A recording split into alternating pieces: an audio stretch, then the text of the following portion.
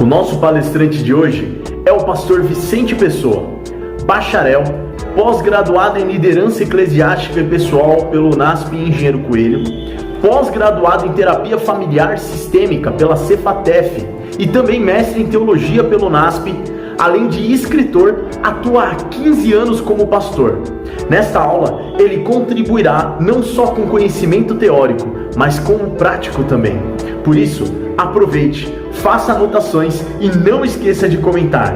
Agora, vamos para a aula. Olá, seja bem-vindo. Eu quero agradecer você por participar deste projeto aí da capelania do Colégio Adventista de Ibiúna, Projeto Compartilhe Mais. Hoje nós vamos falar aqui de um tema importante. Eu quero compartilhar com você aqui, neste momento, a nossa apresentação. Nós vamos falar sobre a teologia pastoral. Teologia pastoral é muito importante para nós que estamos aí na missão de pregar o Evangelho. Eu gosto muito de falar sobre a teologia pastoral, porque você, a partir do momento que você tem esse entendimento dessa missão de pregar o Evangelho, de viver o Evangelho, você compreender um pouco melhor, né, o que significa isso para a sua área, para você que é pastor, para você que é líder da igreja. Isso é muito bom mesmo. Eu quero começar falando sobre o chamado, né, a importância do chamado. Todos nós recebemos o chamado para o ministério, para trabalhar, né, para a obra de Deus. E eu quero aqui usar o texto de Atos, capítulo 20, verso 28, da Almeida Revisada, impressa bíblica, que diz assim: cuidai, pois, de vós mesmos e de todo o rebanho, né? Nós temos um chamado, e esse chamado é para cuidar do rebanho, sobre o qual o Espírito Santo vos constituiu bispos para apacentar. Nós temos aqui a palavra apacentar, do grego, do poimene, que é apacentar. É um chamado que Deus nos faz, chamado à igreja de Deus. A igreja de Deus que ele adquiriu com o seu próprio sangue, né? Então, esse é o motivo principal do nosso chamado, a nossa motivação, que deve ser a nossa motivação. Nós devemos apacentar as ovelhas, né? Aquilo que Jesus ele disse para Pedro, né? Se você me ama, apacenta aí as minhas ovelhas. Nós temos também aqui um outro texto, que também vai dar validade a essa questão do chamado, onde nós encontramos em 1 Pedro, capítulo 5, verso 1 a 3, que diz assim: aos anciãos, pois que há entre vós, rogo eu, que sou ancião com eles e testemunha dos sofrimentos de Cristo, e participante da glória, se há de revelar. Se há de revelar. Apacentai, né? Aqui novamente aparece aí, novamente esse verbo aí, poimanante. O rebanho de Deus que está entre vós, não por força, mas espontaneamente, segundo a vontade de Deus. Nem por torpe ganância, mas de boa vontade. Nem como dominadores sobre os que vos foram confiados, mas servindo de exemplo ao rebanho. Que coisa fabulosa. Já que só nesse texto aqui nós já poderíamos tirar algumas lições, né, dentro aí da teologia e do ministério. Olha aí, outro também texto que nós encontramos, né, nós temos aí mais dois textos. Em ambas as passagens, a principal tarefa do pastoreio é resumida com o verbo grego poimaino, né, cujo significado básico é apacentar, isto é, tomar conta das ovelhas. Aí, Lucas 17:7 e 1 Coríntios 9:7. Tanto Paulo em Atos como Pedro, em sua primeira epístola, resume o trabalho de pastorear em uma palavra: apacentar. É muito importante isso. Temos que lembrar, né, que nós temos que reconhecer o chamado. Como que nós reconhecemos esse chamado? Eu me lembro quando eu iniciei o meu curso de teologia na Universidade UNASP Engenheiro Coelho, né? O Centro Universitário UNASP Engenheiro Coelho, nós tivemos uma aula com um professor, era um professor que ia lecionar ali algumas matérias, mas bem na abertura, no primeiro dia, sua primeira fala foi fazer o seguinte: ele foi até o quadro, pegou ali o giz e ele escreveu assim: se você for chamado, não faça a loucura de rejeitar o chamado. Mas se você não foi chamado, não faça a loucura de se intrometer.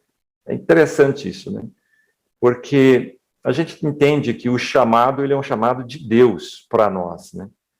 E nós devemos seguir esse exemplo, seguir o exemplo de Jesus, que diz assim: jamais terão fome, nunca mais terão sede, não cairá sobre eles o sol, nem ardor algum, pois o cordeiro que se encontra no meio do trono os apacentará e os guiará para as fontes da água da vida, e Deus lhe enxugará dos olhos toda lágrima.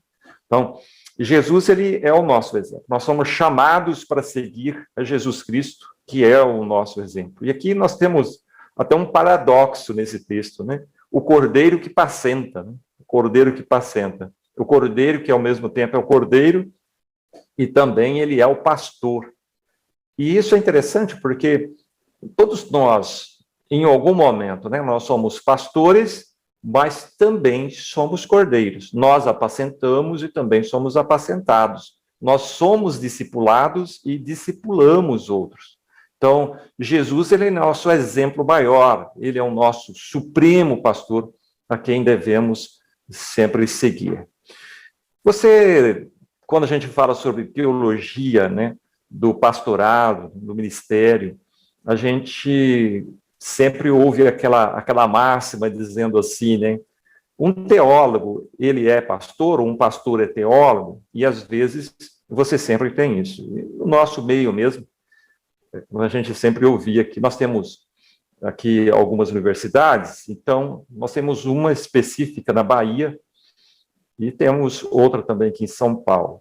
E aqui em São Paulo, quando eu fui fazer, né, teologia, diziam assim, que o NASP São Paulo formava teólogos, mas o NASP lá, né, aliás, o Centro Teológico da Bahia, que é a FADBA, formavam pastores. Isso era uma certa provocação, né, que tinha aí entre essas duas instituições. Mas, na realidade, a gente pode dizer assim, que nem todo teólogo ele é pastor. Né? Isso é fato, né? Nem todo teólogo é pastor. É o pastor que, muitas vezes, no caso, teólogo, que dedica a vida ali nessa linha mais voltada para o ensino, né? Uma linha acadêmica, enquanto outros teólogos eles vão se tornar realmente o pastor. Agora, veja que nós devemos que ter muito cuidado, porque um teólogo realmente, ele pode ser pastor também, né? Se ele vai ter uma classe de alunos que ele vai ensinar a teologia, também ele é pastor, ele está atuando ali, pastoreando, né, aquela classe. Então, eu não concordo muito com essa visão de dizer que teólogo não é pastor. Mas, por um outro lado, também nós temos um outro perigo, é que o pastor não ser teólogo. Aí já é mais difícil, né? Por quê? Porque o pastor, ele realmente precisa ter o conhecimento das ferramentas adequadas para poder ensinar a Bíblia, né? Se você é pastor, você sabe muito bem disso. Como que nós vamos pregar a palavra? Para pregar a palavra, nós precisamos conhecê-la. Tem aquele ditado que diz assim, ninguém pode dar aquilo que não tem. Se você não tem conhecimento, se você não sabe usar as ferramentas adequadas para ensinar, então você vai ter uma desvantagem muito grande, né? E hoje nós estamos vivendo em um momento muito difícil, um momento onde as pessoas procuram, na realidade, levar mensagens mais açucaradas, né? Adocicadas, e não vai mais profundo dentro do significado da palavra de Deus e coisas semelhantes. E isso pode gerar doutrinas estranhas no meio do cristianismo. Então, nós temos aqui outro conselho, né, relacionado a essa questão, de Tito, capítulo 1, verso 9. Então, deve-se manter firme, né, na mensagem que merece confiança, que está de acordo com a doutrina. Um conselho que Paulo dá a Tito. você deve se manter firme na mensagem que merece confiança, que está de acordo com a doutrina. Assim, ele poderá animar os outros com o verdadeiro ensinamento e também mostrar o erro dos que são contra esse ensinamento. Então, ter conhecimento da doutrina bíblica, né, para poder ensinar e também para se manter. Um pastor que ele não procura ser também teólogo, né, que é estudar a revelação de Deus, ele vai ter muita dificuldade. E ele completa aqui, capítulo 2, verso 1, mas você, Tito, ensine o que está de acordo com a doutrina verdadeira. Olha, para ensinar a doutrina verdadeira, nós temos que conhecer a doutrina verdadeira. Como nós vamos conhecer a doutrina verdadeira se não estudarmos a Bíblia, né, profundamente, sem qualquer tipo de estereótipo? Porque uma pessoa, muitas vezes, quando ela vai estudar a Bíblia, ela leva aquela carga cultural, todos os seus estereótipos, né, para estudar a Bíblia, e leva aí, e vai ter muitas dificuldades. Então, ao estudar a Bíblia, o pastor ele tem que ter alguns cuidados em usar as ferramentas adequadas. Fazer aquelas perguntas, né, bem básicas dentro da teologia. Quem escreveu, quando escreveu, por que escreveu e para quem escreveu. Para sabermos também o contexto histórico, por que foi escrito, e pegar o princípio, esse princípio, ele é aplicável para nós em todos os tempos, para o cristão em todos os tempos. O grande perigo de uma pessoa ela não ter conhecimento da doutrina verdadeira é ela criar doutrinas falsas, né? Recentemente houve aí um bafafá nas redes sociais, um grande pregador aqui de São Paulo, ele falou assim que deveríamos atualizar a Bíblia, né? Isso aí virou até um meme aí nas redes sociais, que deveríamos atualizar a Bíblia. Então, a Bíblia ela não pode ser atualizada, né? A Bíblia ela é um livro muito bem atual para todos os tempos. Nós devemos, sim, procurar ferramentas atuais para aplicar os ensinos e os conceitos da Bíblia, mas nunca, jamais, mudar a doutrina, né? Isso não tem cabimento. Vamos falar aqui um pouco, então, queridos, das atividades, né, pastoral, que isso também é importante para nós. Aí está. Primeiro, estudo, né? O pastor, ele precisa procurar estudar, dedicar tempo, administrar o seu tempo para aprimorar o seu conhecimento. Nós dedicamos, né, que para os nossos pastores, sempre quando nós falamos aqui para eles a respeito dessa situação de aprimoramento, nós temos todo um trabalho aqui já que nós fazemos dentro dos concílios pastorais, onde trazemos, então, matérias teológicas, né, professores, para aprimorar o conhecimento. Mas, além desse trabalho que a associação ela faz, também a gente está estimulando o pastor a gastar tempo. Por exemplo, o pastor que ele cuida de igrejas, né, que é o pastor distrital, ele tem a manhã livre dedicada para sua comunhão própria com Deus e também dedicado para o estudo. Então, a partir da tarde, sim, ele vai ministrar, cuidar da igreja, administrar a igreja. Então, isso é muito importante. É claro que a gente sabe que em alguns momentos, né, a vida pastoral, ela não dá para você trabalhar assim, com o tempo, tudo certinho, mas a gente procura deixar as manhãs livres e aí para esse aprimoramento e esse estudo. Então, isso é muito importante. Se você puder também fazer isso, administrar bem o seu tempo, ter um tempo de comunhão pessoal, né, para que você possa usufruir da própria fonte, que é Cristo Jesus. Jesus, ele falou, eu sou a videira, vocês são os ramos. Se vocês estiverem ligados em mim e eu estiver ligado em vocês, vocês produzirão muito fruto. Ali, é claro, ele está mencionando o Gálatas capítulo 5, né? Nós estamos, Paulo, melhor dizendo, né, menciona essa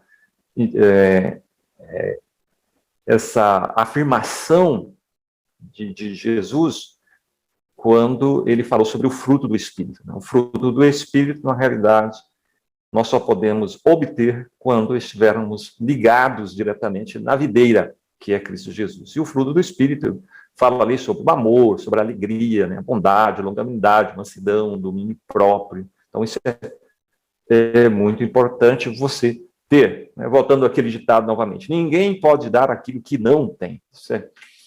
É isso aí. Então, a pregação ela é importantíssima. O pastor, ele precisa se preparar para a pregação. A pregação é a comunhão com Deus. Você ligado a Deus, você cheio do Espírito, você poderá compartilhar isso, a pregação. A pregação, ela é o ensino da palavra de Deus. Nós temos a Bíblia como nossa única regra de prática e fé. Pelo menos deveríamos, né? Todo cristão deve ter. É o que a Bíblia diz, o que a palavra de Deus diz, o que a doutrina revelada nas Sagradas Escrituras é que nós devemos ensinar. O foco de toda pregação, de todo pastor, deveria ser Cristo crucificado, né, e ressurreto, né, Cristo, a promessa da salvação. Então, toda pregação, ela deve passar pela cruz, ela deve mostrar o grande sacrifício que Cristo fez pelos pecadores, né, todo sacrifício, toda pregação, ela deve mostrar a graça e a misericórdia de Deus. Claro que a gente pode abranger também outros assuntos doutrinários, mas o foco, né, tem que estar sempre na pessoa de Cristo, na salvação. Outra atividade importantíssima do pastor, que hoje é muito difícil, principalmente se você está numa grande cidade, né, como São Paulo, ou a grande São Paulo, você vai ter uma certa dificuldade em visitar. Mas a visitação ela é importante para você conhecer os membros, para que você possa descobrir qual é a necessidade dentro da sua congregação. Então, a visitação, ela vai também aproximar o membro com o pastor. É onde o pastor ele vai conhecer a respeito daquela família, das suas necessidades, poder suprir também aquelas necessidades que está ao alcance da igreja, para que a igreja possa atuar também no âmbito mais social. Então, a visitação ela é importante, não negligencie a visitação. A outra atividade que o pastor ele faz são os ritos, né, da igreja. Casamento, batismo, Santa Ceia, apresentação de crianças, né, são esses ritos aí que são importantes. Dentro da teologia bíblica, né, o casamento, ele vem em primeiro lugar, o batismo, depois Santa Ceia, a apresentação das crianças. Isso inclusive, tanto o casamento como o batismo, aqui eu vou falar dentro de um contexto adventista, né, somente o casamento, no caso, somente um pastor ordenado pode realizar. O batismo, Santa Ceia, a apresentação de crianças, nós temos abertura para o ancião, que é líder da igreja também, em algum momento, em alguma necessidade, na ausência do pastor, com autorização do presidente do campo, ele pode realizar. Aqui em São Paulo, é muito raro isso acontecer. Isso pode acontecer já numa região que tem menos atuação pastoral, né, porque, às vezes, nós temos lugares que temos um pastor para 20 igrejas. Aí fica um pouco mais difícil. Então, numa necessidade emergencial, então o ancião da igreja, ele faz isso. Então, a administração, aí vem a administração eclesiástica, né? O que seria a administração eclesiástica? É quando o pastor ele vai administrar, né, a sua igreja, e entra as comissões, né, e várias comissões que nós temos dentro de uma igreja. Desde de compra de imóveis, construção de uma igreja, a manutenção dessa igreja, e também as censuras, né, porventura acontecer. Tem aí treinamento, né? O treinamento também é outra atividade pastoral, que ele é muito importante, e o treinamento, o pastor ele tem que focar aí na missão, que é pregar o evangelho, né? Onde entra aí o evangelismo também. O evangelismo pode ser público e até mesmo evangelismo na linha que é aí pessoal. Então, eu quero passar aqui para um outro tópico que eu acho que é muito importante também dentro do Ministério Pastoral, que são as armadilhas, né, para o Ministério Pastoral, baseado aqui em experiências que nós já temos. A igreja ela precisa ter muito cuidado, e também o próprio pastor, para não cair. A nossa luta não é contra a carne, nem contra o sangue, né? Claro que a luta pastoral ela é um pouco maior. Nós lutamos contra o diabo, né? Contra todas as suas armadilhas, e devemos estar atentos.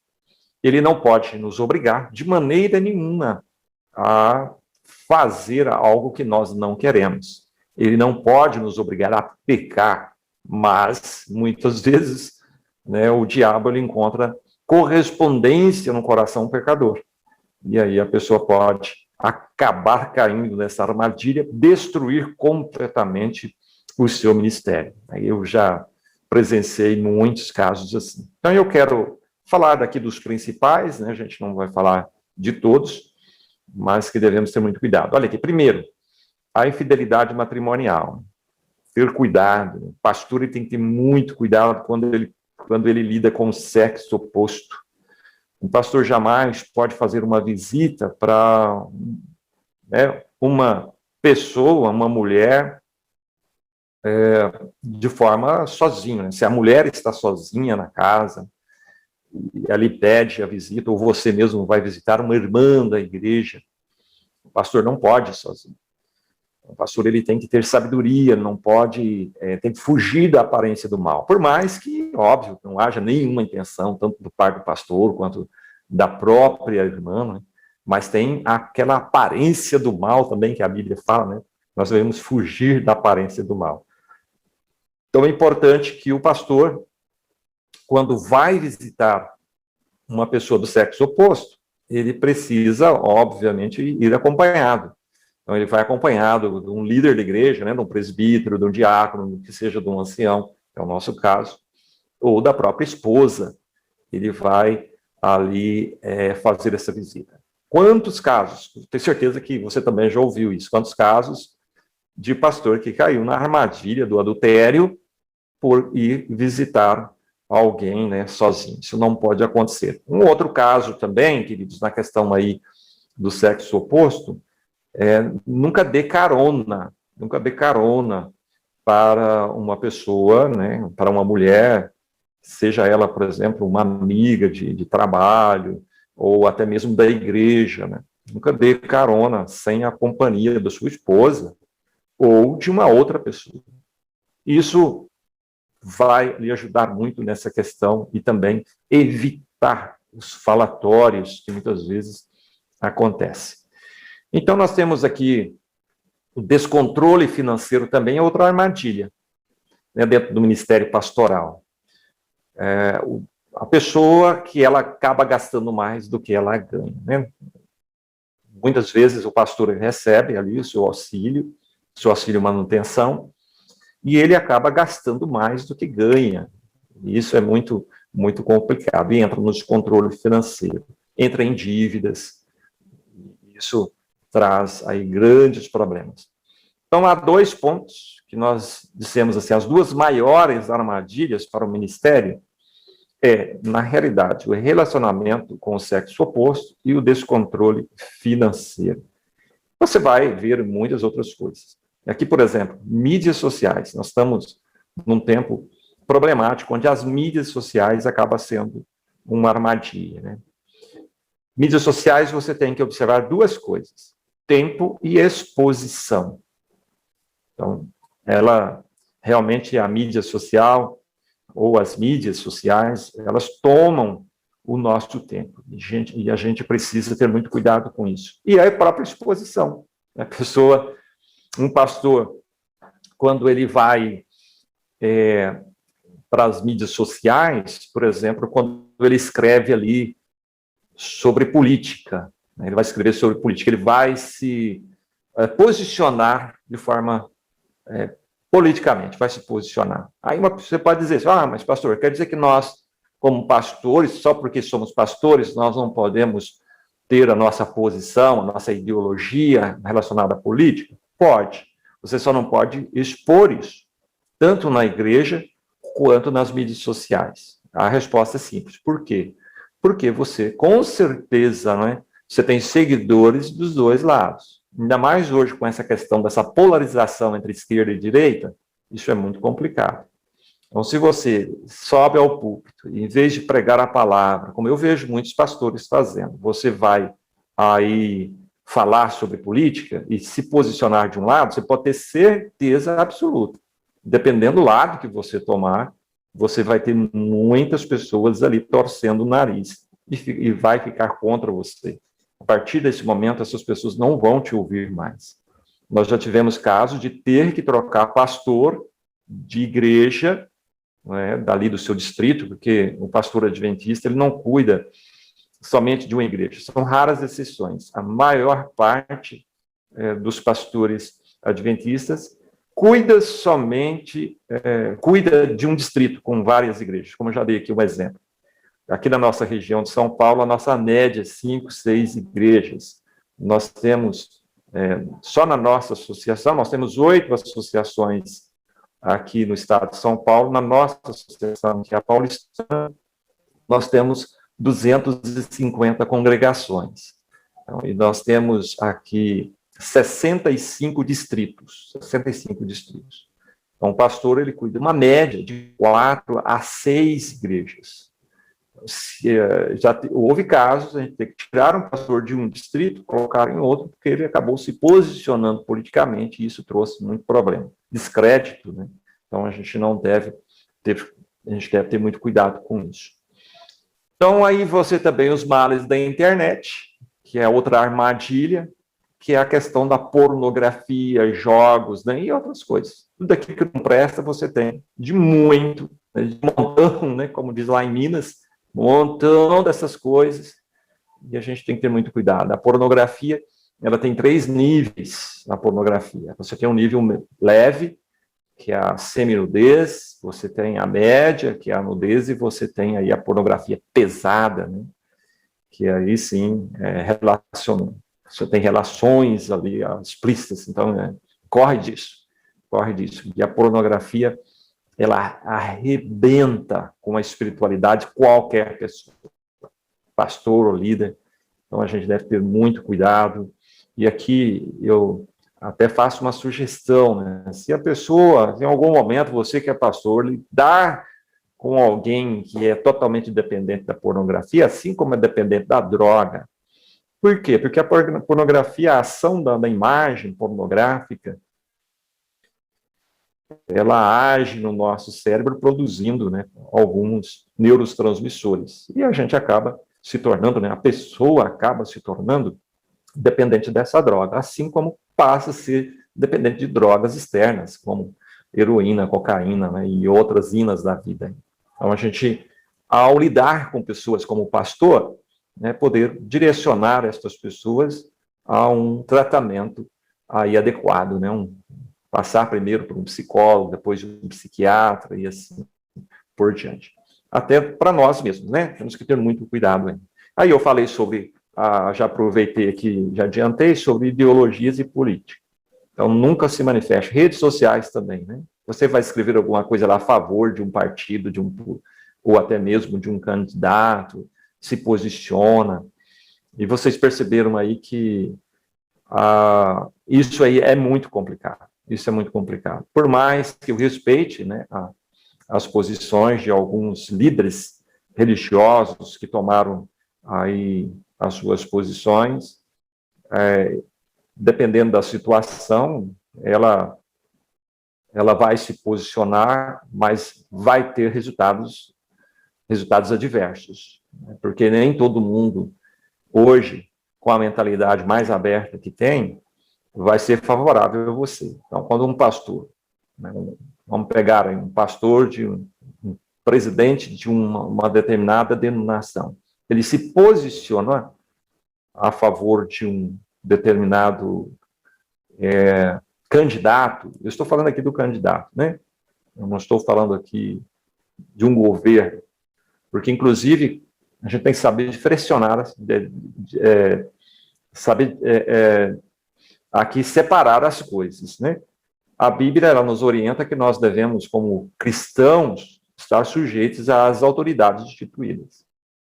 Nós nunca podemos ser subversivos contra o governo, a não ser nos pontos em que o governo ele é contrário à palavra de Deus, né? Se qualquer lei, qualquer regras, ou até mesmo decretos, tudo que for contra a palavra de Deus, a revelação, contra aquilo que Deus nos revelou, aí sim nós nos posicionamos e dizemos, não, nós não somos a favor disso. Podemos nos posicionar, mas nós temos como base a palavra de Deus. Não sei se vocês entenderam, né? Eu creio que assim a igreja ela se manifesta e pode se manifestar nesse sentido. Mas agora, tem um candidato A e um candidato B. Não, estou me posicionando a favor do candidato A, por isso, por aquilo. Eu não creio que seja muito sábio isso. Por quê? Porque você tem, dentro da sua comunidade, pessoas dos dois lados. Se você acaba sendo tendencioso, você vai ter problema. Eu sempre digo o seguinte, eu tenho a minha posição de ideologia e tenho a minha posição política. Ela é baseada dentro da Bíblia. E quando alguém me pergunta, eu digo assim, olha, a minha ideia, né, de um político, o político, para mim, ele precisa crer na Bíblia, ele precisa respeitar a família e ele tem que respeitar a liberdade religiosa. E o político também, ele não pode ser uma pessoa dada a vícios. Camarada aí que vive nos vícios, é infiel para sua própria esposa, coisas semelhantes, e isso você já percebe. Então, se eu for escolher um político desse para votar, vão ser poucos, né?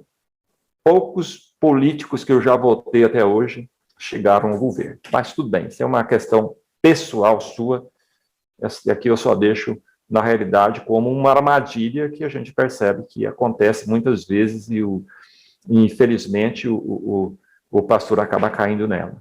Aí vem outra armadilha, que é a cultura, né? Cultura versus Bíblia. Quem que você vai seguir?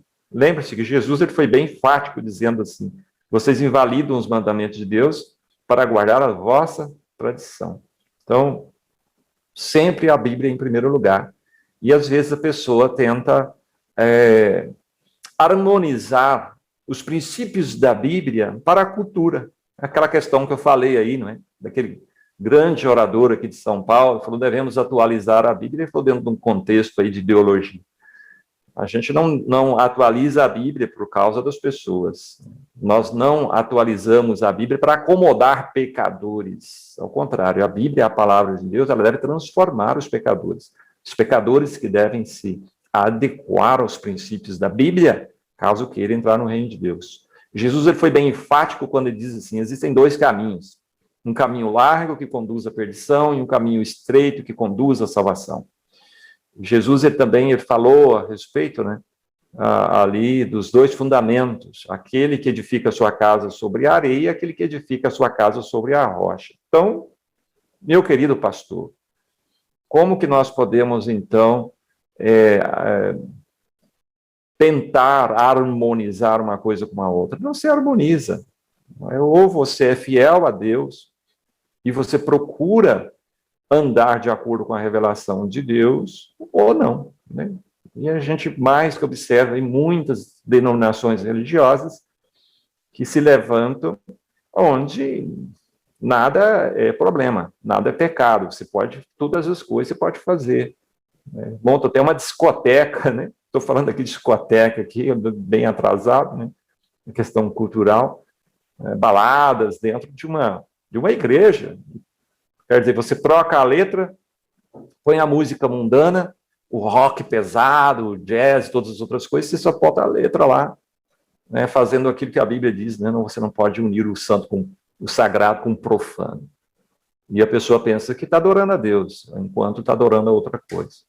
E liberdade total, né, o jovem pode fornicar à vontade, essa é coisa do passado, dizer que é pecado você ter uma relação sexual fora do casamento, é coisa do passado. Então, cada um deve ter muito cuidado com isso aí, observar, né? aí vem a questão do estereótipo pastoral. Estereótipo pastoral. Esse estereótipo pastoral é aquilo que a comunidade, os membros, aquelas pessoas que você está pastoreando, espera de você. Espera de você. Como o pastor deve agir, como o pastor deve ser. Ele não pode ser diferente disso aqui. Então, já existe culturalmente esse estereótipo. E quando a pessoa começa a fugir desse estereótipo, ele também pode causar ruídos na comunicação. Quantas vezes eu já recebi reclamações, por exemplo, de pastor que estava vestindo de forma adequada, né, agindo de forma adequada. Isso cria ali um certo ruído na sua comunicação. E aquilo que ele vai fazer, e aquilo pelo qual ele foi chamado a fazer, apacentar as ovelhas, ensinar as ovelhas, discipular as ovelhas, vai criar ruídos e resistência. Né? A pessoa não vai querer de maneira nenhuma dar ouvido àquilo que o pastor fala. Então aí nós temos honestidade em primeiro lugar. Né? O pastor tem que ser honesto. É o pastor que compra e não paga, é o pastor que dá calote, o pastor que pega emprestado e não devolve. Né? Isso é terrível. Isso já não funciona nem para um mundano, quanto mais para um pastor. O pastor tem que ser honesto. O pastor ele tem que ter o bom senso. Né? Quando nós falamos de bom senso, o que é bom senso? Um bom exemplo de bom senso é evitar discussões ao perceber que a outra pessoa apenas quer impor uma opinião e não está aberto à conversa sobre o assunto. Outro ato de bom senso é evitar agir por impulso para não magoar outras pessoas e nem se arrepender das decisões erradas. O pastor tem que ter fazer um esforço extraordinário para ter o domínio de si próprio, né? Ter muito cuidado aí, evitar discussões. E a gente observa muito isso em reuniões administrativas, comissões administrativas, ou até mesmo, às vezes, quando alguém nos aborda tentando aí impor o seu ponto de vista, a sua opinião. Ter bom senso, né? Ter bom senso.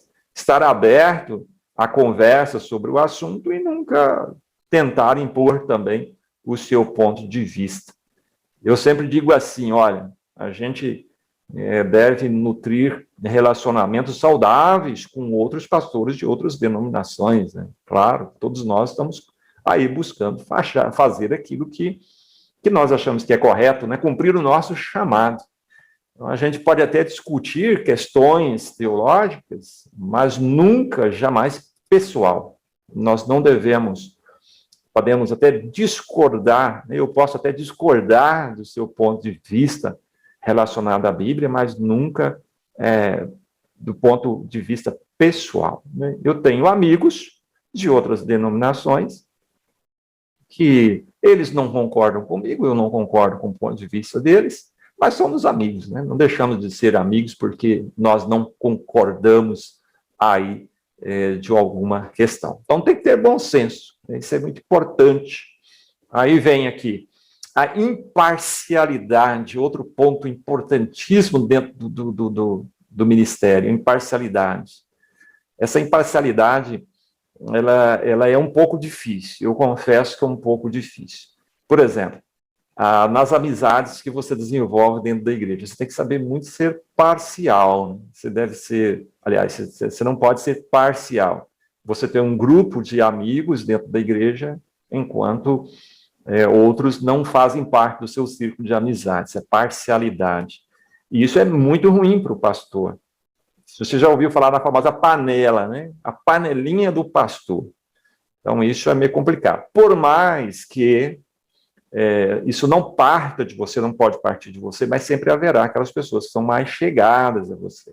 Nós temos um exemplo disso na Bíblia, na vida de Jesus. Pedro, Tiago e João eram os mais próximos. Não porque Jesus elegeu Pedro, Tiago e João para serem mais próximos, porque eles se aproximavam mais de Jesus. Então, o pastor é a mesma coisa, né? Você não pode formar aí um grupo, buscar formar um grupo de amizades em detrimento de outros, mas é claro que em algum momento pessoas vão procurar estar mais próximo de você. Mas tente, o máximo possível, evitar. O pastor ele tem que transitar entre todos, buscar desenvolver essa amizade com todos. Outra questão também é o nível social, né? Os conflitos que isso acontece. Dentro, por exemplo, do nível social, pastor que ele é muitas vezes mais favorável àquele irmão que devolve mais dízimo, tem mais poder aquisitivo, né? Podemos dizer. Ele está sempre visitando essas pessoas, enquanto aquele irmãozinho lá, que nem consegue devolver o dízimo, não tem atenção do pastor. Então, é imparcial. E a pessoa, e os membros da igreja, esses membros, eles percebem isso aí no pastor. E o conflito? Quando acontece um conflito, um irmão contra o outro. E agora? Pastor, que lado o senhor vai ficar? Olha, tem que ter muito cuidado com isso também, né?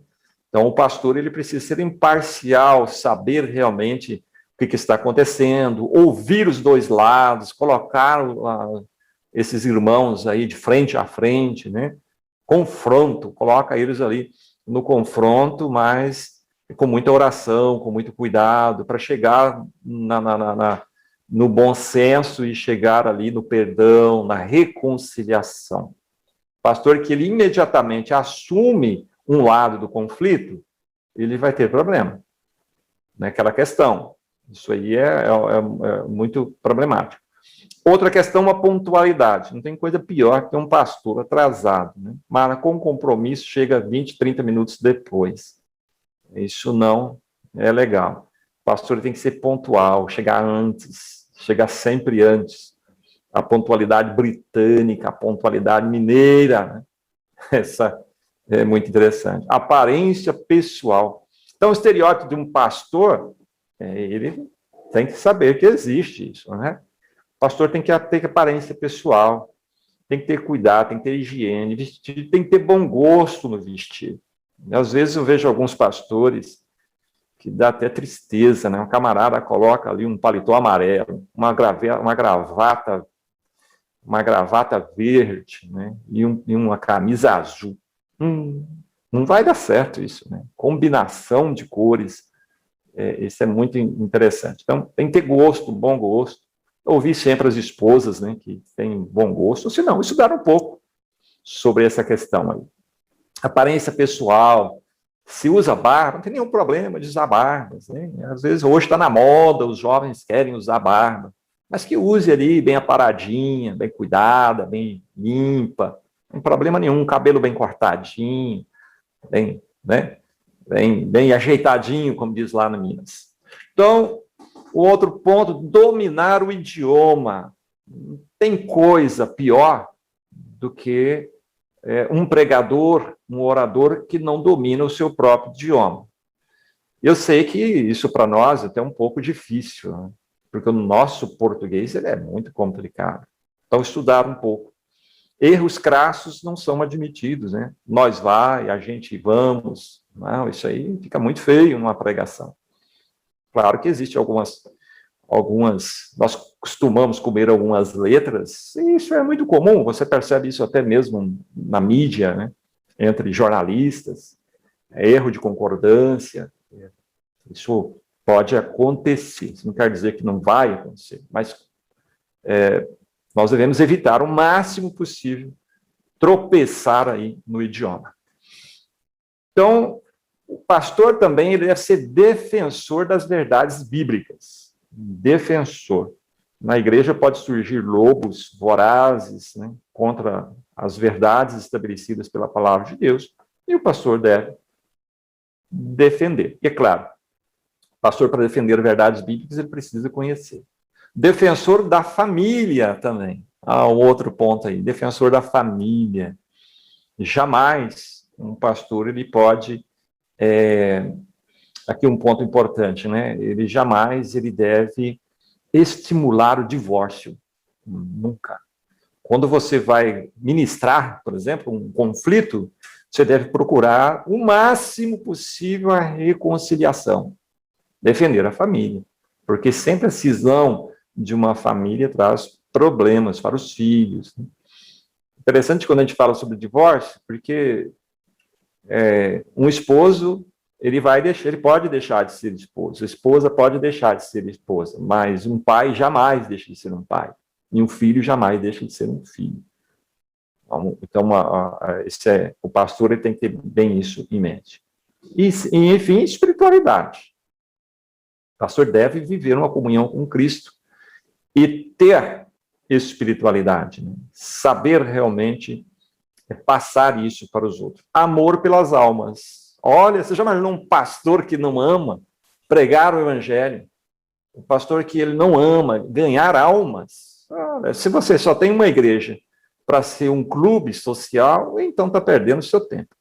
Você precisa ter uma igreja para cumprir a missão. E qual que é a missão? Ide fazer discípulos. Pregai o evangelho. Batiza-os em nome do Pai, do Filho e do Espírito Santo. Jesus veio para isso. Nós também precisamos ter amor pelas almas. Amar verdadeiramente as pessoas, independente aí do seu nível social, se é uma pessoa rica, se é uma pessoa pobre. Ela precisa ser amada, ela precisa ser acolhida, né? Ela precisa fazer parte também do corpo de Cristo. Então, esse é importantíssimo. E eu quero deixar aqui algumas palavras para concluirmos, né, sobre a questão aí do ministério. Alguém não envolvido com evangelismo é como um bombeiro que corre para um prédio em chamas apenas para ajeitar o quadro na parede, né, diz aí Moody. Se você não pensa em ganhar almas, é mais ou menos isso aí. Aqui tem outra, Paul Washer, ele diz assim: o que importa é o que as escrituras ensinam, não o que você acredita. Isso é legal, né? Paul Washer bem ao ponto. O que importa é que as escrituras ensinam, não o que você acredita. É o que a Bíblia ensina, é o que Deus tem revelado para nós, no Antigo e no Novo Testamento. Augusto Nicodemos diz assim: há muitos suspiros, gemidos, sussurros, lágrimas, olhos fechados e mãos levantadas ao alto, mas pouco arrependimento, quebrantamento, convicção de pecado, mudança de vida e santidade.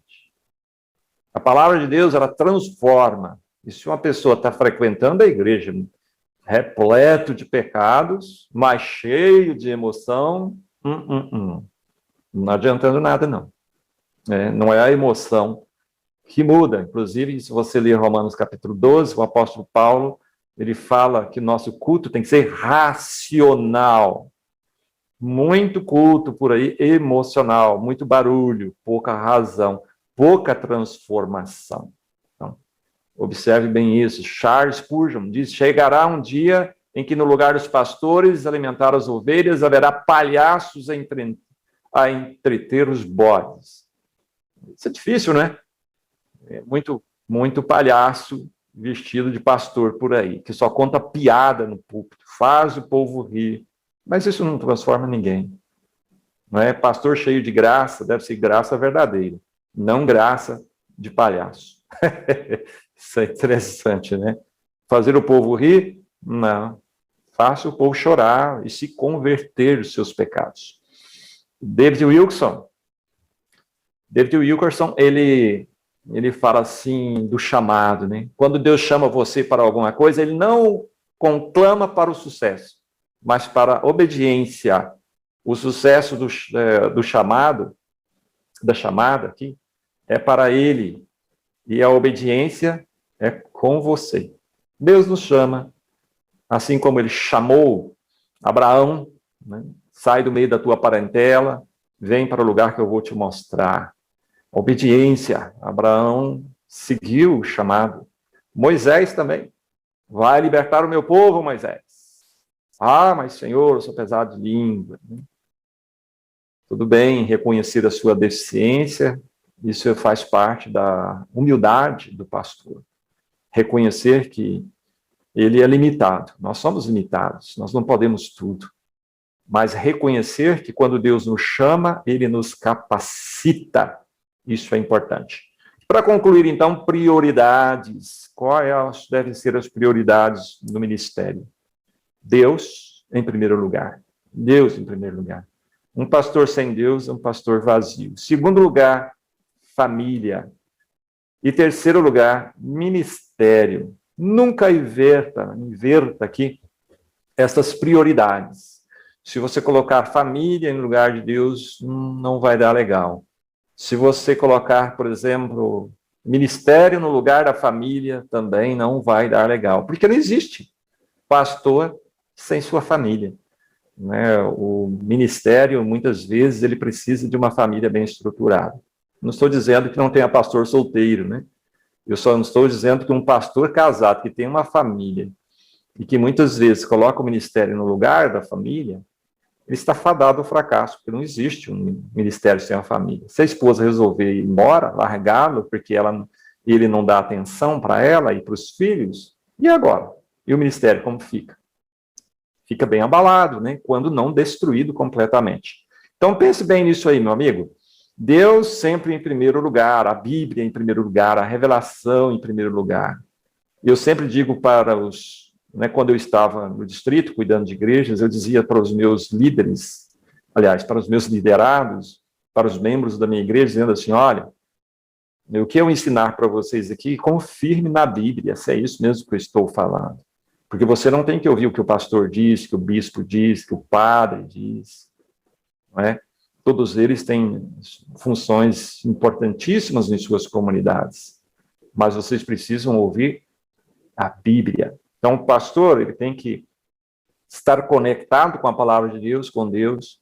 Ninguém dá aquilo que não tem. Família em segundo lugar. Família precisa ser cuidada, pastorear a sua família, antes de pastorear os membros da sua igreja. Família tem que ser cuidada, nutrida espiritualmente. E assim, em terceiro lugar, então, o ministério. E aqui eu quero... pegar essa parte da poesia, né, de Wagner Antônio de Araújo, esse pastor aqui que escreveu uma poesia muito bonita. Ser pastor. Então, ser pastor é ser pai, é disciplinar com carinho e amor, conquanto com a firmeza da vara, da correção, e não raras vezes da exclusão de pessoas queridas. É obedecer à Bíblia, não aos homens, é seguir a Deus, não ao coração. Ser pastor é ser justo. Ser pastor é saber dizer não, quando a emoção manda dizer sim. Ser pastor é ter a consciência de não ser sempre popular, principalmente quando tiver que tomar decisões pesadas e difíceis. E saber também ser humilde, quando a bênção de Deus o enaltecer diante do rebanho e diante do mundo. Os erros são nossos, mas a glória é de Deus. Meu querido amigo, meu querido pastor, que Deus te abençoe ricamente, que você tenha aí um ministério saudável, feliz, para a honra e glória de Deus. E conte conosco, naquilo que você precisar, nós estamos aqui, né, dispostos a ajudá-los no que for necessário. Um grande abraço e Deus te abençoe aí ricamente.